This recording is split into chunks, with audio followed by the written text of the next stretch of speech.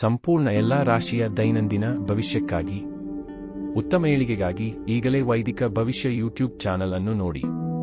ಧನ್ಯವಾದಗಳು. ಯಾವ ರಾಶಿಯವರು ತುಂಬಾ ಶ್ರೀಮಂತರು? ಈ ರಾಶಿಯವರು ತುಂಬಾ ಶ್ರೀಮಂತರಂತೆ. ನಿಮ್ಮ ರಾಶಿ ಇದೆಯೇ? ವೈದಿಕ ಜ್ಯೋತಿಷ್ಯ ಶಾಸ್ತ್ರದ ಪ್ರಕಾರ ಪ್ರತಿಯೊಂದು ರಾಶಿಗಳು ಕೂಡ ಅವುಗಳದ್ದೇ ಆಗಿರುವಂತಹ ಬಲ ಹಾಗೂ ವೀಕ್ನೆಸ್ ಅನ್ನು ಹೊಂದಿರುತ್ತವೆ.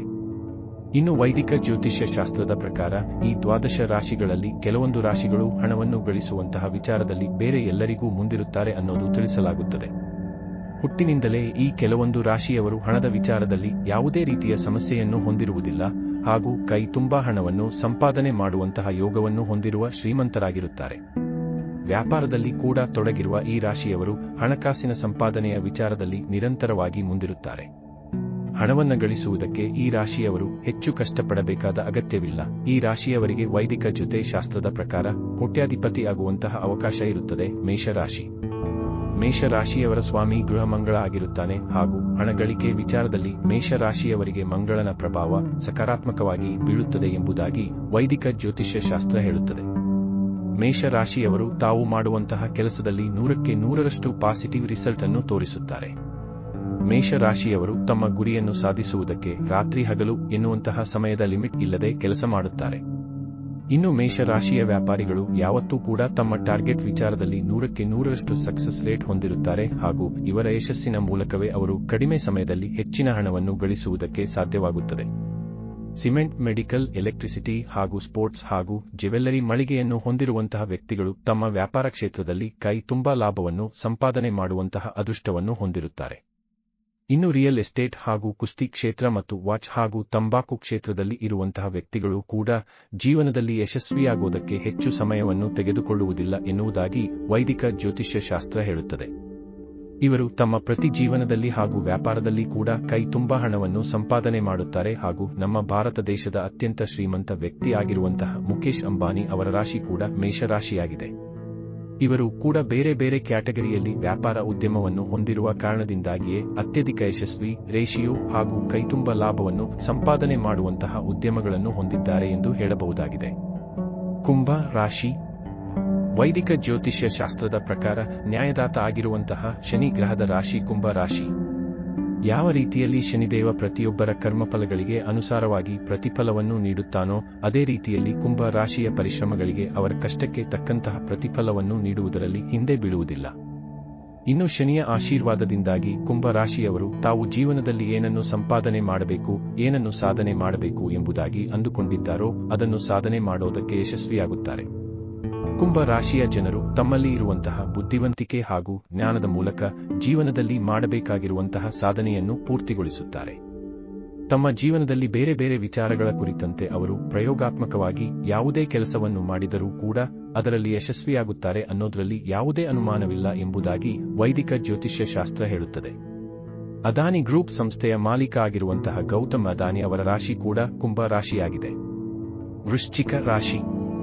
ಗ್ರಹಗಳ ಸೇನಾಧಿಪತಿ ಆಗಿರುವಂತಹ ಮಂಗಳನ ರಾಶಿಯಾಗಿರುವಂತಹ ವೃಶ್ಚಿಕ ರಾಶಿಯವರು ಕೂಡ ಹಣಕಾಸು ಸಂಪಾದನೆ ಮಾಡುವ ವಿಚಾರದಲ್ಲಿ ಬೇರೆ ಯಾವುದೇ ರಾಶಿಗೆ ಹಿಂದೆ ಬಿದ್ದಿಲ್ಲ ಎನ್ನುವ ರೀತಿಯಲ್ಲಿ ಹಣವನ್ನು ಸಂಪಾದನೆ ಮಾಡುತ್ತಾರೆ.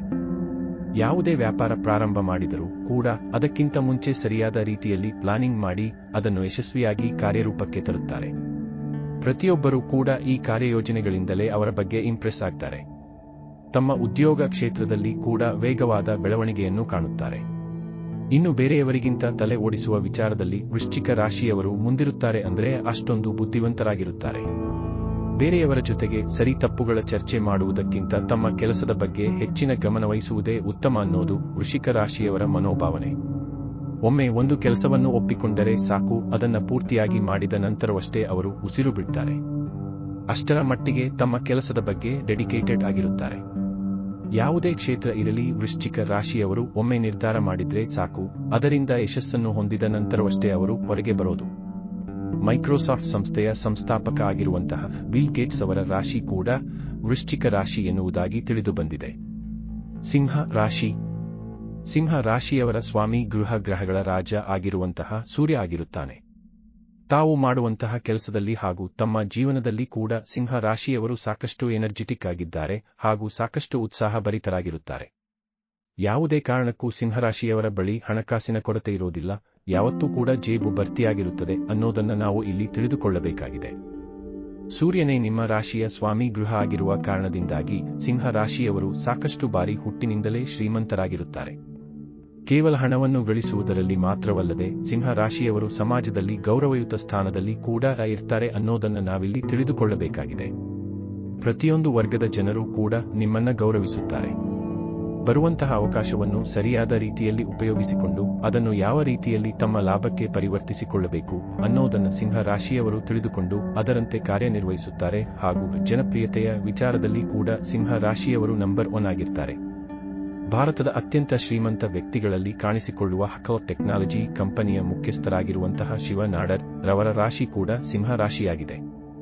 ಕರ್ಕ ರಾಶಿ ಐಷಾರಾಮಿ ಜೀವನವನ್ನು ನಡೆಸುವಂತಹ ಕರ್ಕ ರಾಶಿಯವರು ತಮ್ಮ ಜೀವನದಲ್ಲಿ ಯಾವುದೇ ಕಾರಣಕ್ಕೂ ಕೂಡ ಹಣದ ಕೊರತೆಯನ್ನು ಕಾಣೋದಿಲ್ಲ. ಸಮೃದ್ಧಿತನಕ್ಕೆ ಪ್ರತೀಕವಾಗಿರುವಂತಹ ಚಂದ್ರ ನಿಮ್ಮ ಸ್ವಾಮಿ ಗೃಹ ಆಗಿರುತ್ತಾರೆ.